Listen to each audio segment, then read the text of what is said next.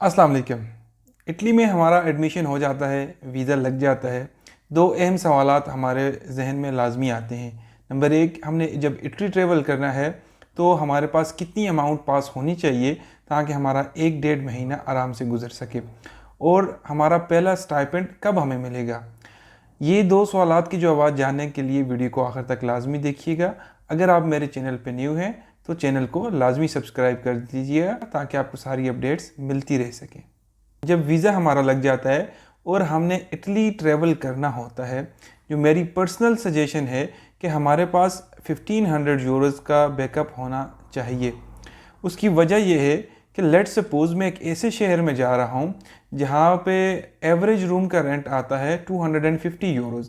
तो जब आप यहाँ पे पहुँचेंगे और आपने रूम अपने लिए रेंट पे लेना होगा तो वो जो ओनर होगा आपसे 1 मंथ का रेंट जो है एडवांस लेता है 250 यूरोज़, और जो रनिंग मंथ होता है उसका रेंट वो आपसे स्टार्ट में ले लेता है, यानी कि 500 यूरोज़ तो आपके आने के साथ ही आपको देने पड़ जाते हैं। इसके बाद आपके पास मल्टीपल एक्सपेंसेस होते हैं जिसमें आपने परमेसो दी सोजोर्नो अप्लाई करना होता है और ग्रोसरी वगैरह करनी होती है और कुछ बेसिक नेसेसरी आइटम्स ख़रीदने होते हैं।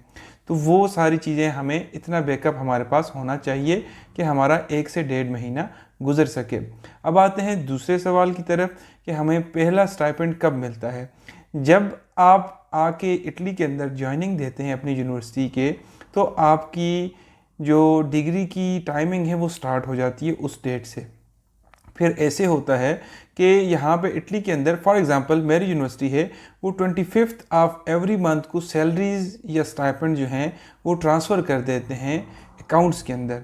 तो जब तक उनको आपकी अकाउंट की इंफॉर्मेशन मिल जाती है, लेट्स सपोज़ आपने 10 तारीख को ज्वाइन किया है और आपने यहाँ पे अकाउंट बनाने में कुछ टाइम लग गया है, लेट्स से 15 तारीख हो गई है, 16 या 17 तारीख हो गई है और उन्होंने सैलरी ट्रांसफ़र करनी थी 25 ऑफ जून को, तो वो आपका उस महीने में सैलरी ट्रांसफ़र नहीं हो पाएगा। क्यों?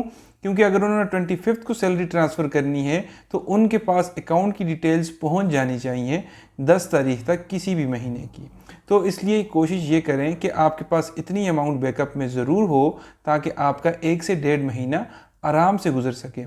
और उसकी वजह से आपको ये फ़ायदा होगा कि जो नेक्स्ट मंथ है फिर वो आपकी दोनों महीनों की इकट्ठी सैलरी आपके अकाउंट में ट्रांसफ़र हो जाएगी। अब अकाउंट जब तक नहीं बनता जब तक हमारे पास परमेसो दी सोजोर्नो नहीं होता, तो उसके लिए मैं सजेस्ट करता हूँ मल्टीपल ऑनलाइन अकाउंट्स हैं जैसे रेवोल्यूट का और वाइज का। मैं रेवोल्यूट का और वाइज का लिंक भी यहाँ पे पिन कर दूँगा। आप दोनों में से जो आपको बेहतर लगे आप उस ऐप को डाउनलोड कर लें और अपना कोडिशे फिस्काले बनवाने के बाद वो अकाउंट भी जनरेट कर लें। फिर वही इन्फॉर्मेशन आप यूनिवर्सिटी को फ्लोट कर दें, तो जैसे ही आप रनिंग मंथ में जाएंगे और उनके पास आपकी अकाउंट की डिटेल्स होंगी तो वो ऑटोमेटिकली आपकी सैलरी आपके अकाउंट में ट्रांसफ़र हो जाएगी। ये थी आज की छोटी सी वीडियो। अगली वीडियो में मिलते हैं। अस्सलाम वालेकुम।